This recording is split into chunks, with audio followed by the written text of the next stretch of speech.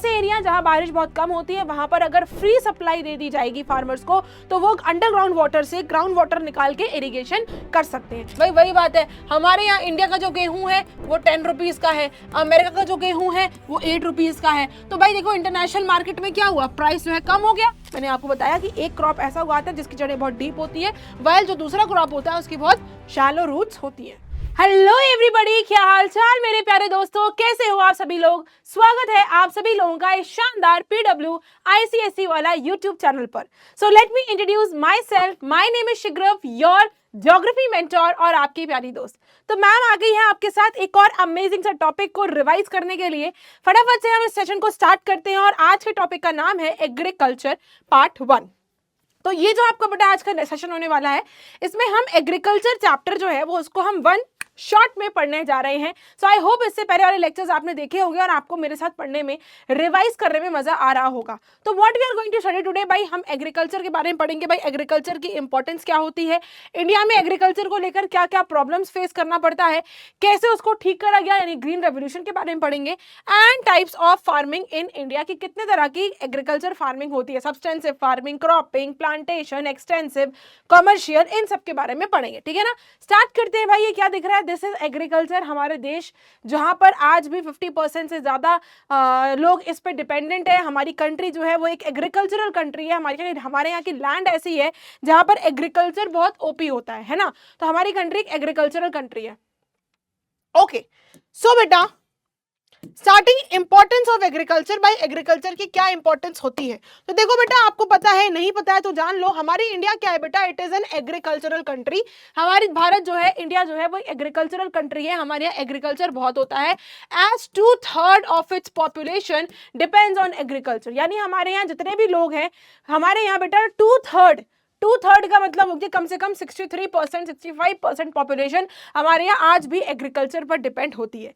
Agriculture sector की बात करें तो भैया हमारे यहाँ एग्रीकल्चर सेक्टर कितना इन्वेस्ट करता है, कितना प्रोडक्शन देते हैं, तो 16.5% इंडिया का जो GVA है, that is gross value added, है ना, उसका 16.5% आता है आपका GVA का, 17.32% आता है बेटा GDP का, एंड 13% शेयर जो है it is the total value of the export, इतना हम एक्सपोर्ट करते हैं।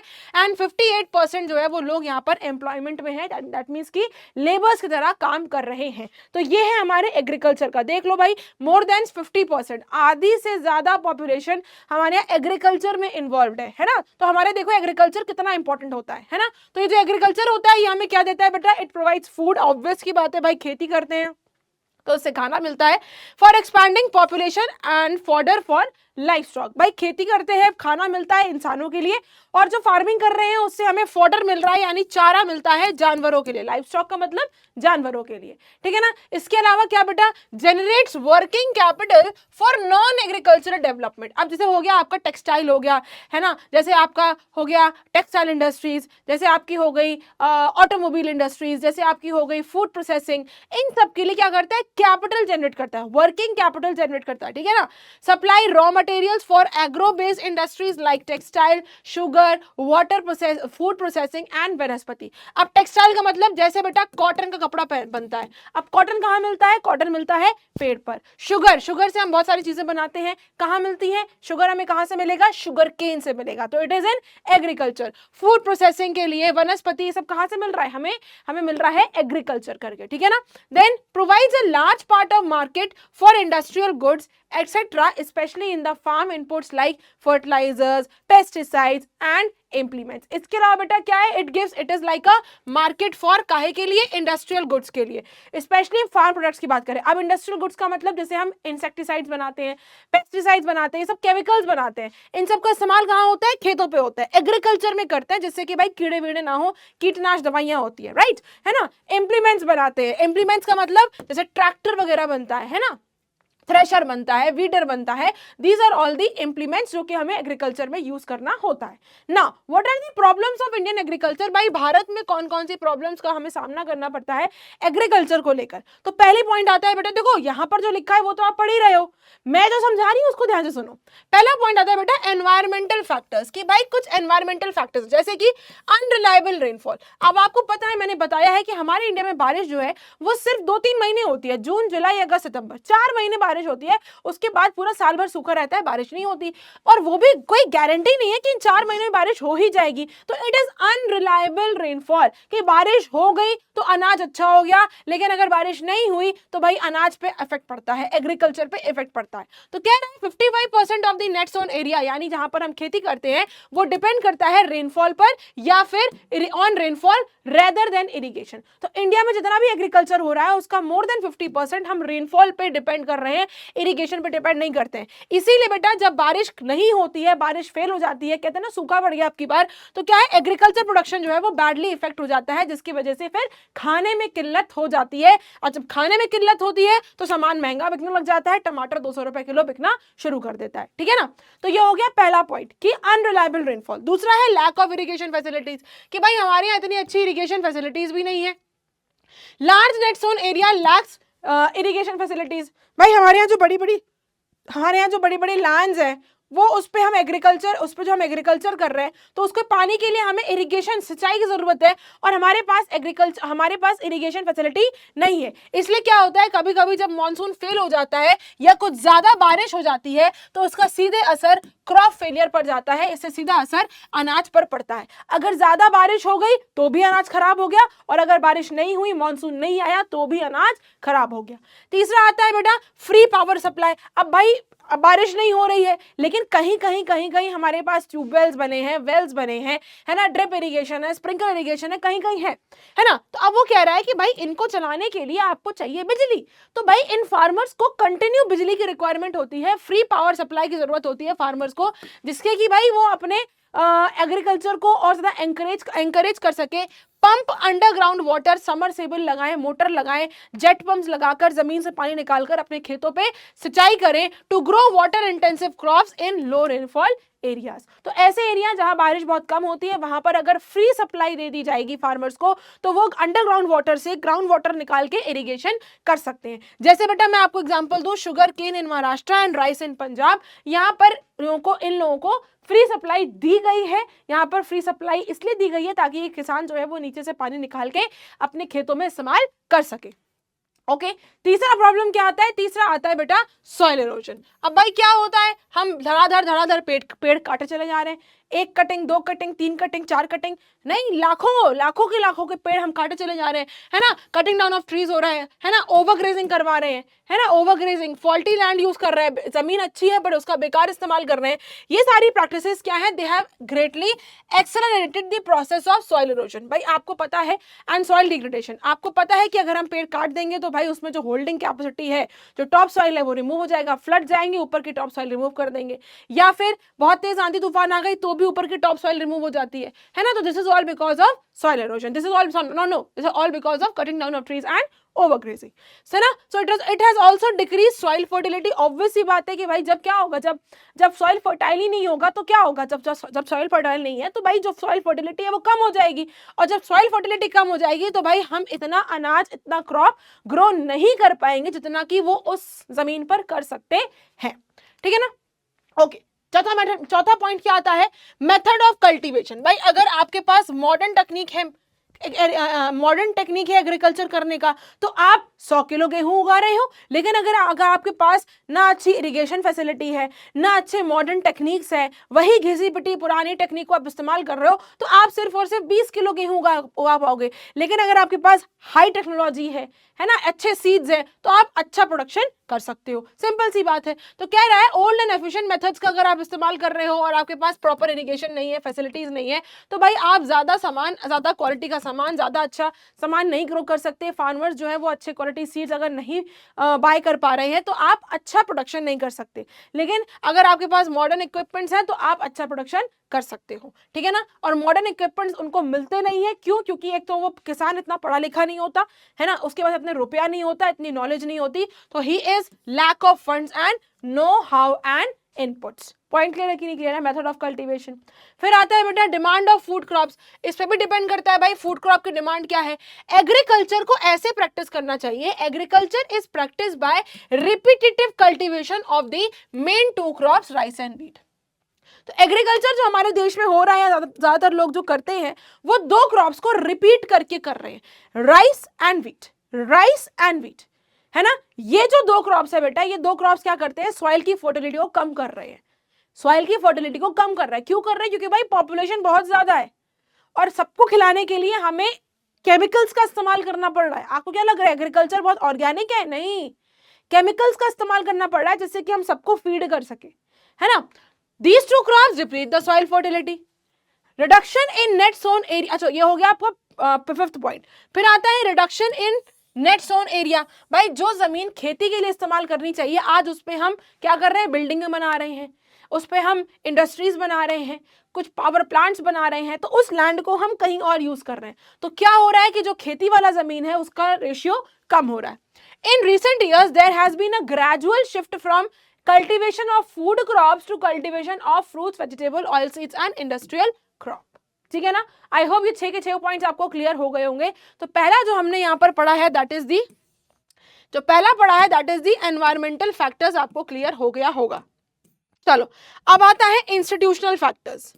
ये क्या होते हैं इंस्टीट्यूशनल फैक्टर्स बेटा, देखो small and fragment land holdings. भाई हमारे इंडिया में लोगों के पास ऐसा नहीं है बड़ी बड़ी जमीनें हो, सबके पास जमीन होगी बट इतनी इतनी जमीन है, बिल्कुल छोटी छोटी जमीन है, ठीक है ना।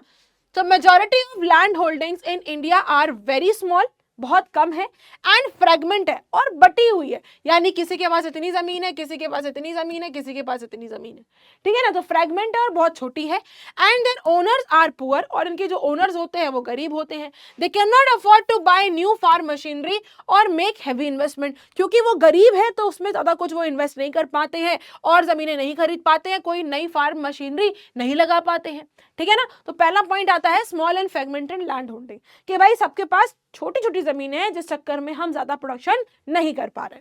देन आता है so therefore no scientific cultivation with improved technology and seeds can takes place. क्यों, क्योंकि भाई इतनी नॉलेज ही नहीं है, ना इतना पैसा है कि नई टेक्नोलॉजी हम बाय कर ले, क्योंकि कितना पैसा ही नहीं है, तो इसलिए किसी तरह की भी कोई भी साइंटिफिक कल्टीवेशन नहीं हो सकती। पॉइंट क्लियर है कि नहीं क्लियर है, ठीक है ना। चलो नेक्स्ट आता है एक्सप्लॉयटेशन ऑफ फार्मर्स। ये आ गया तीसरा आपका फैक्टर कि भाई इंडिया में क्या प्रॉब्लम है एग्रीकल्चर को लेकर, कि किसान को बिल्कुल उसको निचोड़ लेते हैं, किसान का शोषण बहुत होता है। कैसे कि भाई जैसे मैं किसान हूं, अब मेरे पास कोई जमीन नहीं है, मैं किसी की जमीन पर काम कर रही हूँ, है ना, तो अब वो जमींदार मेरे साथ बहुत गलत व्यवहार करता है ना, मेरे को खाने को नहीं देगा, मुझे जितनी मजदूरी मिलनी चाहिए मुझे उतनी मजदूरी भी नहीं मिल रही है ना, तो वो मुझे एक्सप्लॉइट कर रहा है।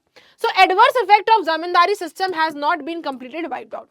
जमींदारी सिस्टम क्या है कि जैसे मेरी कोई जमीन है, मैंने उस पर 4 लोगों को काम पर रखा हुआ है, बटाई क्या कहता है उसको, ठीक है ना, बटाई पर रखा हुआ है, 4 लोगों को काम पर रखा हुआ है मैंने, कि भैया ठीक है तुम 4 लोगों खेतों में काम करोगे, महीने के तुम्हें 5,000 रुपए मैं दूंगी, ठीक है ना। ये तो जमींदारी सिस्टम है। अब उस 5,000 के बदले मैं उनसे 50,000 का काम करवा रही हूँ, तो ये गलत है, ये फार्मर का एक्सप्लॉयटेशन हो गया।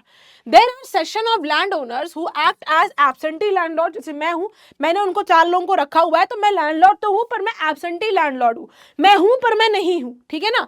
And get their cultivation done through tenants and sharecroppers. और मैं अपना काम किससे करवा रही हूँ बेटा, टेनेंट से करवा रही हूँ या शेयर क्रॉपर से करवा रही हूँ, कि भाई मेरी ये जमीन है, तुम इसके मालिक हो, मेरी ये जमीन है, तुम मेरे खेत का ध्यान रखो, उस पर खेती करो, सब कुछ करो, 40% शेयर तुम्हारा, 60% शेयर मेरा, शेयर क्रॉपर्स, ठीक है ना। तो ये हो गया पॉइंट नंबर 2। उसके अलावा beside the tenants a large number of landless labours are paid small sum of wages. अब भाई जो ऐसे लोग हैं जिनके पास जमीनें नहीं है, वो दूसरों के खेतों पे काम करते हैं, फिर उनको बहुत थोड़ी बहुत मजदूरी मिलती है, इसको क्या बोलते हैं, इसको बोलते हैं बॉन्डेड लेबर। और हमारा राइट टू इक्वालिटी कहता है, सॉरी राइट अगेंस्ट एक्सप्लॉयटेशन कहता है कि बॉन्डेड लेबर नहीं करा सकते आप, ठीक है ना। इसलिए neither the owner nor the tenant have the urge to raise the production. तो इनमें से कोई भी प्रोडक्शन नहीं कर पाता, ठीक है ना। ओके, फिर आता है इकोनॉमिक फैक्टर। इकोनॉमिक फैक्टर भी आता है भाई, रुपया, सबसे बड़ा रुपया। देन सबसिस्टेंस एग्रीकल्चर, ये क्या होता है बेटा, the per capita cultivable land is only 1/4 Hector. हमारे यहाँ जितनी भी इंडिया की जमीन है, हमारे यहाँ जो कल्टिवेबल लैंड है, कल्टिवेबल लैंड का मतलब जिसपे हम खेती कर सकते हैं, वो सिर्फ और सिर्फ 1/4 ही है। And the farm produce is just enough to sustain the farmer.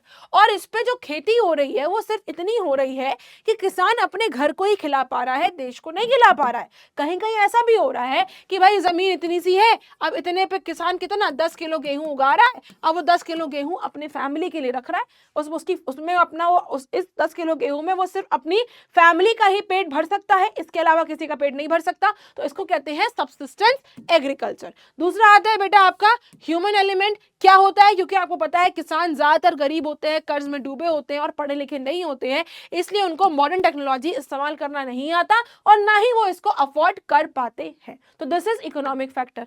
फिर आता है आपका ग्लोबलाइजेशन चैलेंज। अब क्या हुआ था, पहले की बात है, मैं बता देती हूँ, जो यहाँ पर लिखा है वो तो हम पढ़ ही लेंगे। हुआ ये था कि एक टाइम पर क्या हुआ था, इंडिया ने अपने ट्रेड बैरियर्स खोल दिए थे। ट्रेड बैरियर का मतलब होता है कि पहले हमने ट्रेड पर रेस्ट्रिक्शन लगा रखा था कि हम दूसरे देश का सामान, दूसरे देश का माल हम अपने देश में नहीं लेकर आएंगे, ठीक है ना, हम इसको इंपोर्ट नहीं करेंगे। बट क्या होता है बेटा, इंडिया ने अपनी ये close door policy, economic policy जो है वो चेंज कर देती है 1990s में। अब जब इसमें चेंज हुआ तो क्या हुआ, हमारे यहाँ जो इम्पोर्ट था वो बढ़ गया। इम्पोर्ट क्या हुआ, बढ़ गया। जब इम्पोर्ट बढ़ गया तो जो हमारे यहाँ के जो लोकल के फार्मर थे इनका प्रोडक्शन बेटा कम हो गया। क्यों?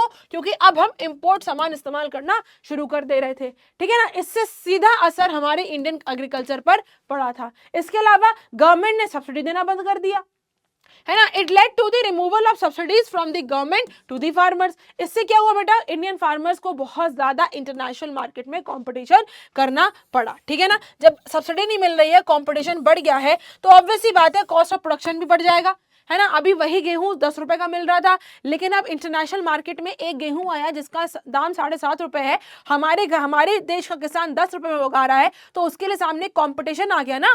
उसके सामने कंपटीशन है कि भैया हमको 7.5 रुपए किलो नहीं, 7 रुपए किलो गेहूं उगाना पड़ेगा, तभी हमारा गेहूं बिकेगा, नहीं तो हमारा 10 रुपए में कोई नहीं खरीदेगा, सब लोग 7.5 रुपए वाला खा लेंगे। तो ऐसे में क्या हुआ, कॉस्ट ऑफ प्रोडक्शन जो है वो इंक्रीज हो गई। क्यों? क्योंकि भाई गवर्नमेंट की तरफ से हमें सब्सिडी मिलना बंद हो गई। अभी जो हमें 10 रुपए में हम कर रहे थे, इसमें 5 रुपए सरकार दे रही थी, हमारे 5 रुपए लग रहे थे, है ना। लेकिन गवर्नमेंट ने बोला अब हम सब्सिडी नहीं देंगे, तो पूरे के पूरे 10 रुपए हमारे किसान के लग रहे हैं, तो कॉस्ट ऑफ प्रोडक्शन इंक्रीज हो गया, ठीक है ना। उसके अलावा इंपोर्ट ड्यूटी रिड्यूस कर दी गई, यानी कि जो सामान, जो गेहूं को पहले इंपोर्ट करने में, जैसे 10 रुपए का गेहूं है, इंपोर्ट करने में इसे 5 रुपए टैक्स लगाकर 15 रुपए का कर दिया, ठीक है ना। लेकिन अब क्या हुआ, अब यही गेहूं 10 रुपए का है, इंपोर्ट ड्यूटी 2 रुपए हो गई, तो अब ये 12 रुपए हो गया। तो भाई इंपोर्ट ड्यूटी कम कर दी गई, ठीक है ना। Reduction of prices in international market, भाई वही बात है, हमारे यहाँ इंडिया का जो गेहूं है वो 10 रुपीज का है, अमेरिका का जो गेहूं है वो 8 रुपीज का है। तो भाई देखो इंटरनेशनल मार्केट में क्या हुआ, प्राइस जो है कम हो गया, है ना। तो इससे भी क्या हुआ, हमारे यहाँ which due to the use of modern machinery, भाई अमेरिका में मॉडर्न मशीनरी यूज हो रही है, हमारे इंडिया में ट्रेडिशनल मशीनरी यूज हो रही है, तो जिसकी वजह से ग्लोबली वीट का दाम कम हो गया। इससे हमारे इंडिया में किसानों को प्रॉब्लम होने लगी कि भाई 10 रुपए गेहूं कहाँ से उगा के दें, 8 रुपए कहाँ से उगा के दें, हमारे 10 रुपए का उग रहा है, ठीक है ना। Then availability of high productive seeds, हमें ये भी नहीं मिली, HYV सीड्स बोलते हैं इनको, है ना, हाई यील्डिंग वैरायटी सीड्स। हमारे यहाँ वही नॉर्मल सीड्स है, वही ट्रेडिशनल सीड्स है, उन्हीं से हम एग्रीकल्चर कर रहे हैं। बट अमेरिका वगैरह में और आप ब्रिटेन वगैरह में जाओगे, वहाँ HYV सीड्स यूज हो रहे हैं। HYV नॉर्मल सीड जो होती है बेटा वो 100 किलो गेहूं उगा देगी, ठीक है ना, और जो HYV सीड्स होती है वो 1000 किलो गेहूं उगा देगी। तो ये भी हमको नहीं मिल पा रहा जिससे हम अपना एग्रीकल्चर इंप्रूव कर सके। दूसरी चीज, बाकी देश, अमेरिका अपने किसानों को सब्सिडी दे रहा है, हमारे देश ने देना बंद कर दिया था। तो ये ग्लोबली प्रॉब्लम आई थी, ग्लोबल चैलेंजेस फेस करे गए थे हमारे किसान भाइयों ने, ठीक है ना। ओके, उसके बाद आता है बेटे टेक्नोलॉजिकल फैक्टर्स। वही चीजें आ रही हैं बार बार, क्या कि अगर टेक्नोलॉजी नहीं होगी तो ज्यादा प्रोडक्शन कर पाएंगे, वही घिसी पिटी टेक्नोलॉजी, वही पुरानी टेक्नोलॉजी, वही ट्रेडिशनल टेक्नोलॉजी का इस्तेमाल करेंगे तो प्रोडक्शन नहीं हो पाएगा, है ना। तो ओल्ड एंड इनएफिशिएंट टेक्नोलॉजी का इस्तेमाल करेंगे, जैसे वही वुडन प्लाव, इस तरह के वुडन प्लाव, बैलों का इस्तेमाल करेंगे, तो भाई कहाँ हम प्रोडक्शन कर पाएंगे, हम प्रोडक्शन ही नहीं कर पाएंगे, है ना। हमारे इंडिया में आज भी फार्मर जो है इन्हीं ट्रेडिशनल मेथड्स को इस्तेमाल कर रहा है, इन्हीं ट्रेडिशनल मेथड्स ऑफ इरिगेशन को इस्तेमाल कर रहा है, ठीक है ना। अब इसे कैसे हम बदल सकते हैं, क्या रिफॉर्म कर सकते हैं, तो हमारी गवर्नमेंट ऑफ इंडिया ने एक बनाया है, आईकार बोलते हैं इसको, ICAR, आईकार बोलते हैं। It is Indian council of agriculture research, Indian council of agriculture research, ये लिखा हुआ है यहाँ पर, आईकार, Indian council of agriculture research, ठीक है ना, ठीक है ना। इसके अलावा एग्रीकल्चर यूनिवर्सिटीज बनी है, एक मेरे झांसी, जहाँ मेरा घर है, वहां पर रानी लक्ष्मीबाई एग्रीकल्चर यूनिवर्सिटी बनी हुई है, ठीक है ना। इसके अलावा बेटा veterinary services and animal breeding centres बने हुए हैं जहाँ एनिमल की ब्रीडिंग कराई जाती है। हॉर्टिकल्चर डेवलपमेंट किया गया है, रिसर्चेस करे गए हैं in the field of metrology and weather forecast कि भाई कब बारिश आएगी कब नहीं आएगी, ये सारे रिफॉर्म्स करे गए हैं। ठीक है ना। इसके अलावा बेटा किसान कॉल सेंटर्स बनाए गए हैं। अभी तुम कॉल सेंटर मतलब मत कुछ और मत लगाना। कॉल सेंटर का मतलब यह है कि किसान अपने वहीं गांव से फोन करेगा। यहाँ पर गवर्नमेंट ने अलग अलग जगह सेंटर्स बनाकर रखे हैं। इसमें आप वो किसान फोन करेगा, अपनी प्रॉब्लम बताएगा और इधर से जो किसान सेंटर में लोग बैठे हैं ये उसकी प्रॉब्लम का सोल्यूशन देंगे कि हाँ भाई आप ये कर सकते हैं, ऐसे कर सकते हैं, ऐसे कर सकते हैं। ठीक है ना। तो किसान सेंटर बनाया to address the queries and grievances of the farmers. ठीक है ना। चलो ये कुछ 22 वर्नाकुलर लैंग्वेजेस में सेंटर्स बनाए गए हैं all over India. Okay. Green revolution बहुत इंपॉर्टेंट है बेटा, लेट 1960s में हुआ था, लेट 1960s में हुआ था। ठीक है ना। आफ्टर 1965 में हुआ था। क्या है ग्रीन रेवोल्यूशन बेटा? इस ग्रीन रेवोल्यूशन के आने से हमारे देश में जो एग्रीकल्चर का प्रॉब्लम था वो थोड़ा बहुत नहीं काफी हद तक सुधार में आ गया था। ठीक है ना। हमारे यहाँ जो पहले फूड स्कार्सिटी हो रही थी वो हमने कन्वर्ट करके फूड सेल्फ सफिशिएंसी में कर लिया है। यानी कि जो पहले हमारे यहाँ 10 किलो गेहूं उग रहा था और इससे हम कुछ ही लोगों को खिला पा रहे थे, लेकिन ग्रीन रेवोल्यूशन के बाद हमारे यहाँ 100 किलो गेहूं उगने लगा और हम अब सेल्फ सफिशिएंट होने लगे। यानी हम अपने आप को भी खिला रहे हैं और अपने देश को भी खिलाने लगे थे। क्यों? क्योंकि भाई फार्म प्रोडक्शन इंक्रीज हो गया था। ठीक है ना। जैसे वीट, खासतौर में वीट है ना, वीट में बहुत ज्यादा इजाफा देखने को मिला था। Factors responsible for green revolution, भाई क्या क्या रीजन है जिसकी वजह से ग्रीन रेवोल्यूशन हुआ? पहला रीजन आता है क्या कि भाई एग्रीकल्चर स्ट्रेटेजी जो है वो बदल गई। नई एग्रीकल्चर स्ट्रेटेजी हम लेकर आ गए जिसमें हमने काफी इन्वेस्टमेंट करा, पैसा बहुत लगाया, टेक्नोलॉजिकल इनपुट्स लगाए, मॉडर्न साइंटिफिक मेथड्स का इस्तेमाल किया, HYV सीड्स का इस्तेमाल किया, इरिगेशन फैसिलिटीज लेकर आए, केमिकल फर्टिलाइजर्स का यूज करा, मार्केटिंग टेक्नोलॉजी चेंज कर दी, स्टोरेज फैसिलिटी इंप्रूव कर ली, इंसेक्टिसाइड्स और पेस्टिसाइड्स का इस्तेमाल करने लगे। इतनी सारी चीजें हमने करी ग्रीन रेवोल्यूशन के लिए। क्या रीजंस थे? HYV सीड्स मिल गई, अच्छी नई टेक्नोलॉजी मिल गई, साइंटिफिक मेथड्स मिल गए, है ना, स्ट्रेटजी अच्छी मिल गई, इरिगेशन फैसिलिटी अच्छी मिल गई, है ना, अनाज जो उगाया हमने उसको स्टोर करने के लिए फैसिलिटी अच्छी मिल गई, अनाज खराब ना हो उसके लिए हमने केमिकल फर्टिलाइजर्स पेस्टिसाइड्स बनाना शुरू कर दिए, जिसकी वजह से ग्रीन रेवोल्यूशन बढ़िया हो गया था। ठीक है ना। अब इसका इम्पैक्ट क्या पड़ा बेटा हमारे इंडियन एग्रीकल्चर में कि हमने इतना प्रोडक्शन अब हमारे यहाँ होने लगा, इतना प्रोडक्शन होने लगा कि अब हम सबसिस्टेंस से कमर्शियल पर आ गए। सबसिस्टेंस का मतलब अपनी खुद की फैमिली का पेट भरना, कमर्शियल का मतलब अपना तो भर ही रहे हैं साथ में दूसरों का भी भर रहे हैं। तो हमारे यहाँ ग्रीन रेवोल्यूशन आने की वजह से इतना प्रोडक्शन होने लगा, इतना गेहूं होने लगा कि हम सबसिस्टेंस से कमर्शियल में चेंज हो गए, हम मार्केट ओरिएंटेड हो गए। यानी हम अपना सामान जो है वो अब मार्केट में बेचना शुरू कर दिया। पहले किसान उगा रहा है अपने ही फैमिली के लिए उगा रहा है, हर इंसान अपनी फैमिली के लिए उगा रहा है और खा रहा है, लेकिन जैसे ही ग्रीन रेवोल्यूशन हुआ वैसे ही हम मार्केट ओरिएंटेड हो गए। ठीक है ना। प्रोडक्शन हमारा बहुत ज्यादा बढ़ गया जिसकी वजह से हम सेल्फ सफिशिएंट बन गए थे फूड के मामले में। ठीक है ना। और जब सेल्फ सफिशिएंट बन गए तो क्या हुआ बेटा? एम्प्लॉयमेंट अपॉर्चुनिटीज इंक्रीज हो गई। भाई खेतों में काम करने के लिए पहले 2 लोग चाहिए थे, लेकिन अब ग्रीन रेवोल्यूशन हो गया, प्रोडक्शन ज्यादा हो रहा है तो ज्यादा लेबर की रिक्वायरमेंट होने लगी। जब ज्यादा लेबर की रिक्वायरमेंट होने लगी तो गांव में भी प्रॉस्पेरिटी आने लगी, यानी गांव में भी लोगों के हाथ में पैसा आने लगा। ठीक है ना।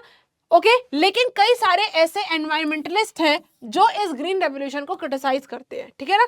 वो ये बोलते हैं कि भाई आपने ग्रीन रेवोल्यूशन करके वीट तो बहुत ज्यादा उगाने लगे, आपने बहुत ज्यादा प्रोडक्शन करने लगे, बट उससे क्या है आपने ओवर यूज करा पेस्टिसाइड्स का, फर्टिलाइजर्स का, है ना, ग्राउंड वाटर का बहुत ज्यादा ओवर एक्सेसिव इस्तेमाल करा, जिससे कि भाई जो ग्राउंड वाटर लेवल है वो नीचे चला गया, है ना, जो एक ओरिजिनलिटी है एग्रीकल्चर में वो चली गई, पेस्टिसाइड्स केमिकल्स का आप इस्तेमाल कर रहे हो। तो ये जो एनवायरमेंट साइंटिस्ट है उन्होंने इस ग्रीन रेवोल्यूशन को क्रिटिसाइज करा।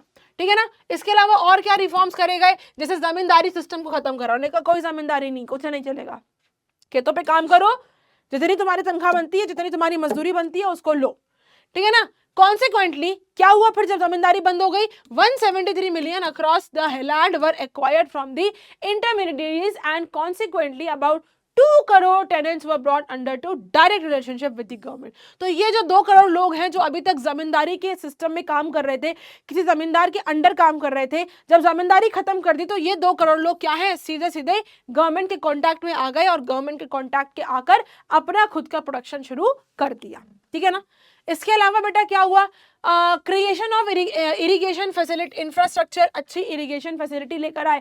कैसे लेकर आए बेटा, कैसे, through accelerated irrigation benefit programme, इसे कहते हैं AIBP। क्या बोलते हैं, AIBP, ठीक है ना, एक्सेलरेटेड इरिगेशन बेनिफिट प्रोग्राम, ठीक है ना। इसके अलावा स्प्रिंकलर इरिगेशन इंट्रोड्यूस कर दिया गया, ड्रिप इरिगेशन सिस्टम इंट्रोड्यूस कर दिया गया। कहां पर, जहां पर अक्सर सूखा पड़ जाता है, जहां पर पानी की किल्लत रहती है, जहां पर पानी कम होता है, वहां पर ये चीजें इंट्रोड्यूस कर दी गई थी, ठीक है ना। चलो आगे बढ़ते हैं। 2004 में मैंने आपको बताया किसान कॉल सेंटर्स एस्टैब्लिश कर दिए गए थे, 21 different locations all over the country, है ना। इसके अलावा FTAs यानी फार्म टेली एडवाइजर्स, है ना, इन जो लोग फोन उठा के एडवाइस कर रहे हैं उनको बोलते हैं farm tele advisers. These at these call centres, ये जो कॉल सेंटर्स पे लोग बैठे हैं, ये इनकी क्वेरीज को, किसानों की क्वेरीज को, प्रॉब्लम्स को रिजॉल्व करते हैं, ठीक है ना। और ये मैं आपको बता दूं कुछ 22 वर्नाकुलर लैंग्वेजेस में लिखा हुआ है। इसके अलावा MSP जो है देने लगी सरकार। MSP is minimum support price, कि क्या होता है कि जब भी कोई अनाज उगाने से पहले सरकार एक लिस्ट डिक्लेयर करती है कि भाई अगर तुम वीट उगाओगे तो हम उसे 20 रुपए के हिसाब से लेंगे, चावल उगाओगे तो हम उसे 27 रुपए के हिसाब से लेंगे, चना उगाओगे तो उसको हम 30 रुपए के हिसाब से लेंगे, गन्ना उगाओगे तो उसे हम 18 रुपए के हिसाब से लेंगे, ठीक है ना। तो ये MSP होती है, मिनिमम सपोर्ट प्राइस, की मिनिमम सरकार इतने में खरीद लेगी, ठीक है ना। इसके अलावा गवर्नमेंट ने क्या किया, सब्सिडीज प्रोवाइड करने लगे बेटा फर्टिलाइजर्स के उस पे, कि ठीक है भाई आप एग्रीकल्चर करो, हम आपको सब्सिडाइज फर्टिलाइजर्स प्रोवाइड करते हैं जिससे कि आपका अनाज खराब ना हो। इसके अलावा और क्या करने लगे बेटा, सॉइल टेस्टिंग लैबोरेटरीज बना दी, भाई टाइम टू टाइम सॉइल की टेस्टिंग करते रहे, फर्टाइल है कि नहीं है, सॉइल नहीं है फर्टाइल तो कौन कौन से इसमें मिनरल्स की रिक्वायरमेंट है ना, तभी तो अच्छी खेती हो पाएगी। तो टाइम टू टाइम सॉइल की टेस्टिंग करने के लिए एक अच्छी लैबोरेटरीज जो है वो ओपन गवर्नमेंट ने कर दी है, ठीक है ना। तो अब आगे बढ़ते हैं और अब आती है आपकी टाइप्स ऑफ फार्मिंग की कितने तरह की फार्मिंग होती है। अब देखो इसमें आपको क्या करना है, कुछ पॉइंट्स ही लर्न करने हैं, दैट्स इट, मैं यहाँ पर मार्क कर दूंगी। सबसिस्टेंस फार्मिंग की बात करें बेटा, तो मैंने आपको बताया सबसिस्टेंस फार्मिंग का मतलब होता है जब किसान अपने लिए खाली उगा रहा है, अपनी फैमिली के लिए उगा रहा है, उसको बोलते हैं सबसिस्टेंस फार्मिंग, ठीक है ना। अब इसमें क्या होती है, इसमें जो जमीनें होती हैं वो बहुत छोटी छोटी होती है, इसमें फार्मर्स जो है वो ट्रेडिशनल मेथड्स का इस्तेमाल करते हैं, मॉनसून पर डिपेंड करते हैं, सॉइल की नेचुरल फर्टिलिटी पर डिपेंड करते हैं, यानी अलग से कोई न्यूट्रिएंट्स इनको मिलता नहीं है, ठीक है ना। एनवायरमेंटल कंडीशंस पर डिपेंड करते हैं, जो भी आउटपुट निकलता है वो बहुत कम होता है, क्यों, क्योंकि भाई जमीन ही छोटी होती है ना, उनकी फैमिली ही इसको खा पाती है ना। Dominance of food crops and never surplus for the market, तो अपने पेट भरने के लिए, अपनी फैमिली का पेट भरने के लिए सफिशिएंट है, मार्केट में प्रोवाइड करने के लिए नहीं होता है, ठीक है ना। तो ये होती है आपकी सबसिस्टेंस। फिर आती है बेटा कमर्शियल का सबसिस्टेंस का जस्ट उल्टा कमर्शियल होता है, जहां पर बड़ी बड़ी लैंड होती है, ज्यादा पैसा का रिक्वायरमेंट होता है, आउटपुट भी ज्यादा होता है और मार्केट में इसको हम सेल कर पाते हैं। तो जो क्रॉप्स को हम मार्केट में सेल कर पाते हैं उनको हम कैश क्रॉप्स कहते हैं। क्यों, क्योंकि जिस भी हमने क्रॉप को सेल करा है उससे हमें कैश मिल रहा है, इसलिए कैश क्रॉप्स कहते हैं, ठीक है ना। इसको बेटा और क्या बोलते हैं, एग्री बिजनेस बोलते हैं। कल्टीवेशन होती है इसमें क्रॉप्स की, है ना, रियरिंग ऑफ लाइफ स्टॉक्स भी किया जाता है, सेल इन द मार्केट में बेचने के लिए, इसको क्या बोलते हैं बेटा, इसको हम कैश क्रॉप भी बोलते हैं। कौन कौन से होते हैं इसमें क्रॉप, जैसे शुगर केन हो गया, tobacco, fibre crop, tea coffee भी इसमें ऐड कर सकते हो, टी कॉफी रबर कॉटन,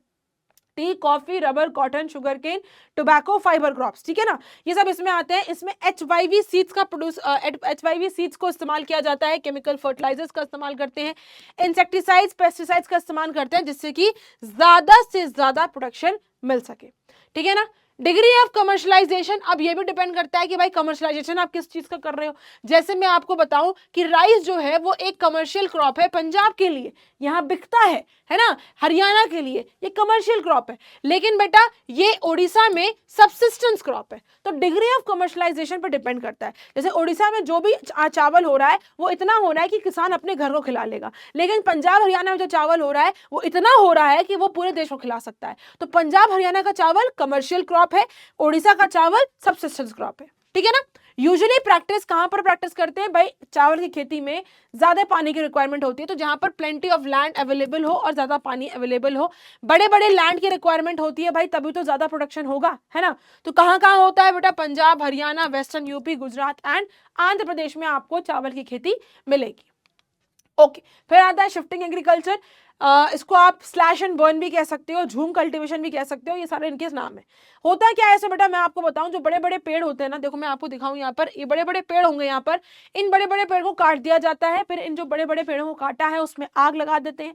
आग लगाने के बाद उसको पूरा क्लियर किया जाता है, जो भी राख होता है वो एक तरीके से मेन्योर होता है, और उसको मिट्टी के साथ मिला देते हैं, ऊपर नीचे कर देते हैं, उस पर खेती करते हैं, और कुछ टाइम बाद उस जमीन को बेयर छोड़ देते हैं। जब जब उसकी फर्टिलिटी दोबारा से रीगेन हो जाएगी तब दोबारा उस पर आकर खेती करते हैं, तब तक किसी और दूसरे लैंड पर जाकर शिफ्ट कर जाते हैं, ठीक है ना, यही होती है शिफ्टिंग कल्टीवेशन। कह रहा है इसको स्लैश एंड बर्न मेथड भी बोलते हैं। इसमें क्या होता है, a patch of forest is cleared, जंगल का एक हिस्सा काट दिया जाता है, जो ट्रीज यहाँ पर गिरा दिए गए हैं उस पर आग लगा दी जाती है, जो पैच क्लियर करा गया है उसको उस पर फिर कल्टीवेशन करी जाती है कुछ सालों तक, जब तक कि सॉइल की फर्टिलिटी नहीं आती तब तक उसको बेयर छोड़ देते हैं, ठीक है ना। उसके बाद ये शिफ्ट कर जाते हैं किसी दूसरे फ्रेश पीस ऑफ लैंड पर, for the same process is repeated, और जब ये फ्रेश लैंड पर पहुंच जाते हैं तो वहां पर भी सेम प्रोसेस करते हैं, ठीक है ना, जब तक पुरानी वाली जमीन पर क्या होगा, फर्टिलिटी रीगेन हो जाएगी, ठीक है ना। This is known as slash and burn. Okay, after clearing the patch and burning, जलाने के बाद क्या होता है, एज जो होती है, जो राख होती है, उसको पूरे फील्ड में, पूरी जमीन पर इसको एज अ मेन्योर की तरह फैला दिया जाता है, फिर उसमें सीड उगाई जाती है, डाली जाती है। इसमें प्लॉइंग नहीं करते, यानी मिट्टी को ऊपर नीचे नहीं करते, ठीक है ना। दो तीन साल बाद क्या होता है, फील्ड्स को यहाँ पर वापस से छोड़ देते हैं, left fallow to regain its fertility. तो 2-3 साल के लिए इसको छोड़ देंगे ताकि ये वापस से अपनी फर्टिलिटी रीगेन कर सके, ठीक है ना। अब कौन कौन से क्रॉप्स यहाँ पर उगा सकते हो, तो जैसे बेटा ड्राई पैडी उगा सकते हो, बकवीट उगा सकते हो, मेज उगा सकते हो, मिलेट्स उगा सकते हो, और वेजिटेबल्स उगा सकते हो। इसके अलावा बेटा the yields per hectare is low as the farmer do not use fertilizers, है ना, उसमें फर्टिलाइजर्स का इस्तेमाल नहीं होता, तो इसमें बहुत ज़्यादा कुछ प्रोडक्शन ज़्यादा नहीं होता, कम होता है, बट हो जाता है। इसके अलावा इसमें आप याम उगा सकते हो, टेपोइका उगा सकते हो, ठीक है ना। तो दिस इज योर बकवीट, है ना, अनाज बोलते हैं, ये आपका मेज हो गया, ये आपका याम हो गया, ठीक है ना। चलो अब भाई इसके अलग अलग नाम है, जैसे झूम कल्टीवेशन बोलते हैं आसाम में, झूम कल्टीवेशन बोलते हैं आसाम में, पोनम बोलते हैं केरला में, पोडू बोलते हैं आंध्र प्रदेश में, कोमन या फिर ब्रिंग बोलते हैं उड़ीसा में, खील बोलते हैं हिमालय रीजन में, कुरुवा बोलते हैं झारखंड में, है ना। इसके अलावा एमपी में इसको बोलते हैं बेवार बोलते हैं, माशा बोलते हैं, पेंदा बोलते हैं, और हेरा बोलते हैं, ठीक है ना। तो ये इसके डिफरेंट डिफरेंट नेम्स हैं। ओके अब आते हैं, देखते हैं इंटरक्रॉपिंग क्या होता है। What is intercropping. इंटरक्रॉपिंग में देखो फोटो से आपको पता चल रहा है कि एक ही लैंड पर एक टाइम पे हम दो अलग अलग तरह के क्रॉप्स को ग्रो कर रहे हैं, इसको बोलते हैं इंटरक्रॉपिंग। ऐसा क्यों करते हैं, ऐसा इसलिए करते हैं ताकि सॉइल में फर्टिलिटी बनी रहे। दूसरी चीज, हम इसमें ऐसे दो क्रॉप्स लेते हैं जिसमें एक क्रॉप की, एक अनाज की, एक फसल की जड़ें बहुत डीप हो, और एक अनाज की, एक फसल की जड़ें बहुत डीप ना हो, जिससे कि फर्टिलिटी बनी रहे, ठीक है ना। जो मैंने बताया यही मिलेगा तुम्हें। तो इसमें use in many areas as an alternative to shifting cultivation. Shifting cultivation ना करनी पड़े तो उसके बदले में ये इंटरक्रॉपिंग करने लगे। इंटरक्रॉपिंग जो होती है, it is a practice of growing 2 और more crops next to each other, एक दूसरे के बगल में 2 या 2 से ज्यादा क्रॉप्स उगाते हैं उसी टाइम पर, इन अ वे, इस तरीके say that they do not compete with each other, दोनों एक दूसरे के साथ वो कम्पीट ना करें, है ना, कि फर्टिलिटी खत्म हो रही है, और दोनों को स्पोइस मिले, न्यूट्रिएंट्स बने रहे, वाटर मिलता रहे, सनलाइट मिलती रहे, ठीक है ना। For example intercropping involve planting one crop with deep root. मैंने आपको बताया कि एक क्रॉप ऐसा उगाता है जिसकी जड़ें बहुत डीप होती है, वाइल जो दूसरा क्रॉप होता है उसकी बहुत शैलो रूट्स होती है। ऐसा क्यों होता है, ऐसा इसलिए होता है सो दैट कि जो फर्टिलिटी है सॉइल की वो डिस्टर्ब ना हो। फिर आते हैं बेटा गवर्नमेंट डिस्करेज शिफ्टिंग कल्टीवेशन। अब गवर्नमेंट जो है बेटा वो शिफ्टिंग कल्टीवेशन को डिस्करेज करती है। डिस्करेज का मतलब बढ़ावा नहीं देती। क्यों? क्योंकि भाई वो कहते हैं जमीन खराब कर रहे हो आप, है ना, एक जमीन को आपने पूरे तरीके से निचोड़ लिया, खराब कर लिया, फिर आप छोड़ के चले गए, कहीं और चले गए। तो गवर्नमेंट किसको प्रमोट करती है बेटा? टिम्बर ट्री प्लांटेशन को करती है ना, लकड़ी वाले लोगों को, लकड़ी वाले पेड़ों को ट्रांसपोर्ट करती है। तो वो कह रहे हैं कि शिफ्टिंग कल्टीवेशन जो होती है वो सॉइल इरोजन को इंक्रीज कर देता है ना, सॉइल इरोजन ज्यादा हो जाता है क्योंकि भाई आपने उसको इतना यूज कर लिया कि वो एकदम बेकार हो गई जमीन, है ना, जिसकी वजह से फ्लड आएगा, सिल्टिंग होगी लोअर हाउस में, भाई फ्लड आ गया, फ्लड आने की वजह से भाई पानी अपने साथ आपको पता है मिट्टी लेकर आता है, सिल्ट्स लेकर आता है, तो जो रिवराइन फ्लड प्लेन्स है यहाँ पर आकर मिट्टियां जम जाएंगी, तो जो लैंड खेती के लिए है वहां पर बालू बालू हो जाएगा, ठीक है ना। तो गवर्नमेंट इसको डिस्करेज करती है क्योंकि ये वेस्टफुल नेचर है, due to its wasteful nature and adverse effects on the environment. Beside क्या करती है गवर्नमेंट बेटा, गवर्नमेंट प्रमोट करती है टिम्बर ट्री प्लांटेशन से। इससे क्या होगा, this helps in restoration of land, इससे जमीन भी बची रहेगी और वेल्थ भी आती रहेगी, पैसा भी आता रहेगा, टिम्बर का इस्तेमाल करते रहेंगे, पैसा भी आता रहेगा, ठीक है ना। ओके, इंटेंसिव फार्मिंग क्या होती है बेटा, इसके मेन फीचर्स क्या है कि इसमें आपको लेबर की रिक्वायरमेंट ज्यादा होती है, इंटेंसिवली लेबर की रिक्वायरमेंट होती है, ठीक है ना। इसमें बहुत बड़ी बड़ी जमीनें नहीं होती हैं, छोटी छोटी जमीनें होती हैं, फार्म्स होते हैं और इसी पर कल्टीवेशन किया जाता है। एक बार में more than one crop is cultivated, एक बार में एक से ज्यादा क्रॉप सेम लैंड पर उगाया जाता है। रिच मेन्योर और फर्टिलाइजर्स और गुड क्वालिटी सीड्स का इस्तेमाल करते हैं। इरिगेशन फैसिलिटीज होती है जिससे कि इंक्रीज आउटपुट, यानी जिससे कि अच्छा आउटपुट मिल सके। ऐसे एरियाज में इसको प्रैक्टिस किया जाता है जहां पर पॉपुलेशन ज्यादा हो। क्यों? क्योंकि वहां पर लेबर आसानी से मिल जाएगा। तो ये है इंटेंसिव। अब हम बात करेंगे एक्सटेंसिव फार्मिंग। तो भाई इंटेंसिव में छोटी जमीनें हैं, एक्सटेंसिव में बड़ी जमीनें हैं। फार्म साइज क्या है, लार्ज होता है। मैकेनाइज्ड फार्मिंग का इस्तेमाल कर रहे हैं, वहां नॉर्मल टूल्स का इस्तेमाल कर रहे हैं या मशीनरी टूल्स का इस्तेमाल कर रहे हैं। इसमें मोर देन 2 क्रॉप्स, अब उसमें मोर देन 1 क्रॉप था कि एक से ज्यादा क्रॉप उगाते हैं, यहाँ पर 2 से ज्यादा क्रॉप्स उगाए जाते हैं, प्रोडक्टिविटी कराया जाता है। हाईली कैपिटल इंटेंसिव, यानी कि इसमें पैसे की रिक्वायरमेंट भी ज्यादा होती है। High crop yield with surplus sale, इसमें जो भी अनाज आप उगा रहे हो उससे उसको आप सेल कर सकते हो, देश को खिला सकते हो। एनवायरमेंट फ्रेंडली मेथड होता है क्योंकि इसमें केमिकल फर्टिलाइजर्स और पेस्टिसाइड्स का इस्तेमाल कम किया जाता है, ठीक है ना। ओके, मेन क्रॉप्स कौन कौन से होते हैं बेटा, इसमें मेन क्रॉप्स होते हैं राइस होता है, व्हीट होता है, शुगर केन होता है। इस तरह की फार्मिंग जो है वो बेटा मोस्टली इंडिया में नहीं होती है। This type of farming is almost absent in India. क्यों? ठीक है ना, लेकिन कहीं कहीं होती है, जैसे बेटा पंजाब में होते हैं, हरियाणा में होती है और वेस्ट यूपी में की जाती है, ठीक है ना। तो ये आप देख सकते हो, ये आपकी राइस की, ये व्हीट राइस की हो रही है, व्हीट की हो रही है, ये शुगर केन की हो रही है। ये है आपकी एक्सटेंसिव फार्मिंग। फिर आता है बेटा प्लांटेशन फार्मिंग। प्लांटेशन फार्मिंग क्या होता है? देखो प्लांटेशन फार्मिंग में क्या होता है, इसमें एक ही क्रॉप उगाया जाता है, 1 क्रॉप खाली कल्टीवेट करते हैं, लेकिन मॉडर्न टेक्निक्स का इस्तेमाल करते हैं, मॉडर्न साइंटिफिक मेथड्स का इस्तेमाल करते हैं। Extensive use of chemical fertilizers, extensive use का मतलब बहुत ज्यादा केमिकल फर्टिलाइजर्स का इस्तेमाल किया जाता है, ठीक है ना। इंसेक्टिसाइड्स का करते हैं, हर्बिसाइड्स का करते हैं, है ना। ये जो प्लांटेशन करी जा रही है बड़े बड़े लैंड्स पर करी जाती है। कमर्शियल क्रॉप को यहाँ पर उगाया जाता है, फिर उसको बेचा जाता है। कैपिटल इन्वेस्टमेंट इसमें ज्यादा होती है क्योंकि इसमें प्रोडक्शन ज्यादा होता है। लेटेस्ट टेक्नोलॉजी का इस्तेमाल करते हैं, मॉडर्न मेथड्स का यूज करते हैं। लेबर इंटेंसिव होती है, लेबर भी ज्यादा लगता है और पैसा भी ज्यादा लगता है। ये है आपकी प्लांटेशन फार्मिंग, ठीक है ना। प्लांटेशन होता क्या है? It is a monoculture over a large area. Monoculture का मतलब कि एक ही अनाज उगाया जा रहा है ना। मोनोकल्चर है ओवर अ लार्ज एरिया, एक बड़ी सी जमीन पर एक ही तरह का क्रॉप उगाया जा रहा है और उसमें does not include naturally occurring plants. उसमें कोई नेचुरली और कोई अपना पौधा अपने आप नहीं उग रहा, उगाया जा रहा है, ठीक है ना। Introduce in India by Europeans ने ये प्लांटेशन फार्मिंग को इंट्रोड्यूस करा था। क्रॉप्स यहाँ पर जो भी उगाए जा रहे हैं यूजुअली क्या करते हैं, cater to export market and exchange on foreign exchange. तो इसमें प्लांटेशन फार्मिंग में क्या होता है, वो वाले क्रॉप्स उगाए जाते हैं जिसको हम बाहर एक्सपोर्ट कर सके, जिससे कि हमें फॉरेन एक्सचेंज मिले, दूसरे देश की करेंसी मिले। कहाँ करी जाती है? हिल्स पर करी जाती है, साउथ इंडिया में होती है, नॉर्थ ईस्ट इंडिया में होती है। कौन कौन से मेन क्रॉप्स है बेटा? T, coffee and rubber. Okay, फिर आती है आपकी मिक्स फार्मिंग। मिक्स नाम से पता चल रहा है कि भाई इसमें आपकी एनिमल भी रियर हो रहा है और उसी फील्ड पर अनाज भी है, यानी उसी फील्ड पर एग्रीकल्चर कर रहे हैं, उसी फील्ड पर एनिमल्स की रियरिंग भी कर रहे हैं, ठीक है ना। So crops and animals are raised simultaneously. Crops भी उसी फील्ड पर उगा रहे हैं और एनिमल्स की रियरिंग भी उसी फील्ड पर कर रहे हैं। और जो क्रॉप्स उगा रहे हैं वहां पर 2 से ज्यादा क्रॉप्स उगाए जा रहे हैं together. Rotation of crop is practice, यानी पहले ए क्रॉप, बी क्रॉप, फिर कभी सी क्रॉप, फिर कभी डी क्रॉप, ठीक है ना। इस तरह से एग्रीकल्चर किया जा रहा है।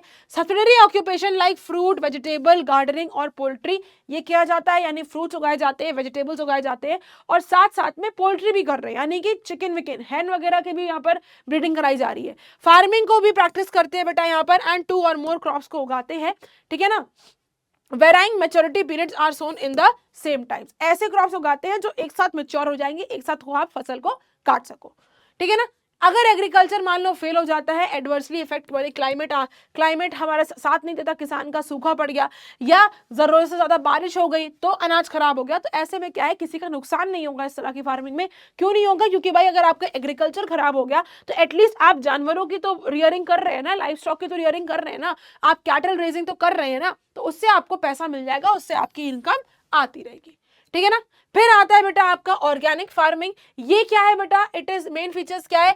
Protect the long term fertility of soil. आप देखो ऑर्गेनिक है, ऑब्वियस ही बात है, आपने कई जगह सुना भी होगा यार हमें केमिकल वाले प्रोडक्ट्स नहीं चाहिए, हमें ऑर्गेनिक वाले प्रोडक्ट्स चाहिए। ऑर्गेनिक का मतलब क्या है? जिसमें आपकी फर्टिलिटी लूज ना हो, जिसमें केमिकल्स का इस्तेमाल ना किया जा रहा हो, है ना, जिसमें जो भी फर्टिलिटी है वो नेचुरली रीगेन करवाई जा रही हो। ठीक है ना। तो ऑर्गेनिक फार्मिंग में क्या होता है, जो सॉइल की फर्टिलिटी होती है वो लंबे समय तक चलती रहती है। ठीक है ना। ऑर्गेनिक मैटर लेवल्स को मेंटेन करते रहते हैं, है ना। Then provide crop nutrients indirectly using insoluble nutrients which are made available to the plant by the action of soil microorganism. आपको पता है जमीन में माइक्रो ऑर्गेनिजम्स होते हैं, जैसे कीचुआ बोलते हैं कि ये बहुत अच्छा एनिमल होता है, बहुत अच्छा मतलब होता है, इंसेक्ट होता है जिसको जमीन में पाया जाता है ना। अर्थवर्म, ये मिट्टी के लिए एक तरीके से ऑक्सीजन काम करता है। तो इस तरह के चीजों का इस्तेमाल करके ऑर्गेनिक फार्मिंग करी जाती है। Maintains nitrogen self-sufficiency through use of ल्यूम्स and biological nitrogen fixation। भाई इसमें कोई भी केमिकल इस्तेमाल नहीं हो रहा है, इसमें सारी की सारी बायोलॉजिकल चीजों का इस्तेमाल कर रहे हैं। नाइट्रोजन की हेल्प से सॉइल की फर्टिलिटी बनाए रहते हैं, as well as effective recycling of organic materials जैसे कि क्रॉप रेसिड्यूज। अब भाई पत्ती है, पौधा है, पेड़ है, अनाज है, उसकी डंडी गिर गई, उसका फूल गिर गया, उसका बीज गिर गया, उसकी पत्ती गिर गई, तो वो क्या है? वो एक क्रॉप रेसिड्यू है ना, वो एक क्रॉप रेसिड्यू है, मैन्योर है ना। या एनिमल्स जो है उनका जो पॉटी है, जो उनकी पुटुक है, वो भी एक तरीके से मैन्योर का काम करती है। तो इसमें फर्टिलाइजर्स, केमिकल्स का इस्तेमाल नहीं करते, इस तरह की चीजों का इस्तेमाल करके सॉइल की फर्टिलिटी बनाकर रखते हैं। ठीक है ना। Provides attentive care and management of livestocks paying full regard to their evolutionary adaptations. ध्यान रखते हैं बिहेवियर नीड्स, किन किन चीजों की जरूरत होती है उसका ध्यान रखते हैं। एनिमल वेलफेयर इशू को ध्यान में रखते हैं, है ना, कि भाई उनको किस तरह के न्यूट्रिएंट्स की रिक्वायरमेंट है, कैसे उनके लिए घर होना चाहिए, कैसी हेल्थ होना चाहिए, क्या कैसी ब्रीडिंग करानी है और कैसे उनकी हमें रियरिंग करनी है। इन सब चीजों का ध्यान इस ऑर्गेनिक फार्मिंग में किया जाता है। ऑर्गेनिक वेस्ट जो है बेटा, जैसे मैंने आपको बताया, क्रॉप हो गया, एनिमल हो गया, फार्म वेस्ट हो गया, इक्वेटिक वेस्ट हो गया, है ना, excludes the system of scientific inputs जैसे कि fertilizers, pesticides, hormones and feed additives. तो इनका इस्तेमाल नहीं किया जाता है, ऑर्गेनिक वेस्ट का इस्तेमाल किया जाता है। ठीक है ना। ओके, लास्ट आता है बेटा कोऑपरेटिव फार्मिंग। कोऑपरेटिव फार्मिंग का मतलब क्या हुआ कि भाई देखो, नाम से लग रहा है कोऑपरेटिव, दैट मींस कई सारे फार्मर्स एक साथ आकर यहाँ पर अपना पैसा पूल करते हैं, अपना पैसा लगाते हैं और फिर फार्मिंग कर रहे हैं। ठीक है ना। तो क्या होता है, allows small farmers to pool their resources together.